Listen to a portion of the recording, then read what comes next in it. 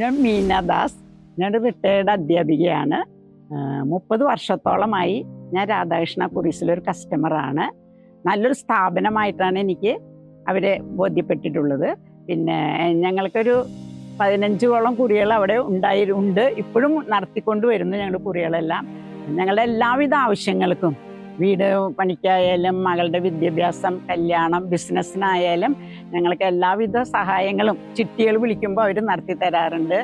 വളരെയധികം ഉയർച്ചയിലേക്ക് എത്തിയിട്ടുള്ളൊരു സ്ഥാപനമാണ്.